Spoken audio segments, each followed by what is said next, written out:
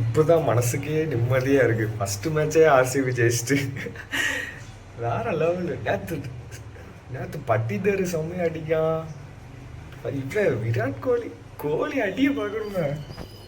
ரெண்டு கோலி அடி 2 சிக்ஸ் செம்ம சிக்ஸு வந்துட்டு அழகாக அப்படி வச்சு விட்டா 2 சிக்ஸ் வேற லெவலில் போச்சு. ஃபஸ்ட்டு மேட்சே 50 வேற. இந்த வாட்டி கண்டிப்பாக ஆர்சிபி தான் வின் பண்ணும் டெஃபினெட்லி. அதனால் பிரச்சனையே இல்லைன்னு நினைக்கிறேன். நான் சொன்ன மாதிரி கன்ஃபார்ம். நான் போன வீக்லேருந்தே சொல்லிட்டு இருக்கேன் ஆர்சிபி தான் வின் பண்ணுவோன்ட்டு. ஓகே பார்ப்போம். நல்ல டீமாக இருக்குது. பவுலிங் மட்டும் கொஞ்சம் கஷ்டம்னு நினைக்கிறேன். ஆனால் பேட்டிங் செம்மையாக இருக்குது. 8 சிஎஸ்கே மாதிரி இருக்குது. எட்டாவது வரைக்கும் அடிக்கிறதுக்கு ஆள் இருக்குது. குர்னல் பாண்டியா வரைக்கும். அதனால் பிரச்சனை இல்லைன்னு நினைக்கிறேன். பவுலிங்கும் நல்லா தான் போட்டாங்க. ஆனால் பேட்டிங் செம்ம சூப்பரு. என்னடா நேற்று 10 மணிக்கே மேட்ச் முடிஞ்சிட்டு 10:30க்கு.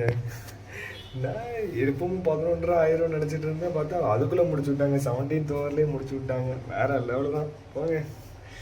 சரி, நல்ல மேட்ச். ஃபஸ்ட் மேட்ச்சே நல்ல மேட்ச். இன்றைக்கி வந்து சிஎஸ்கேக்கும் மும்பைக்கும் இருக்குது. அதுக்கும் மும்பை தான் ஜெயிக்கணும்னு நினைக்கிறேன். ஃபஸ்ட்டு மேட்ச் சிஎஸ்கே எப்பவும் கடவுள் கொட்டுருவாங்க. பார்ப்போம். ஆனால் இப்போ யாருக்கு சப்போர்ட் பண்ணணும்னு தெரிய மாட்டேங்குது. நான் வந்து ஃபஸ்ட்லேருந்து நான் 2011 சிஎஸ்கேக்கு சப்போர்ட் பண்ணிகிட்டு இருக்கேன். இந்த வருஷம் தான் ஆர்சிபிக்கு சப்போர்ட் பண்ணுறேன். பார்ப்போம். இல்லை ஆனாலும் எப்பவும் சிஎஸ்கே தான் சப்போர்ட். எனக்கு தோனி ரொம்ப பிடிக்கும். இருந்தாலும் இட்ஸ் ஓகே. ஏன்னா இந்த வாட்டி எனக்கு ஆர்சிபி தான் ஜெயிக்கும்னு தோணுது. பார்ப்போம். ஆர்சிபி ஜெயிச்சா நல்லது தான். கஷ்டம் 18 வருஷம் சும்மா கப்பே இல்லாமல் இருக்காங்க.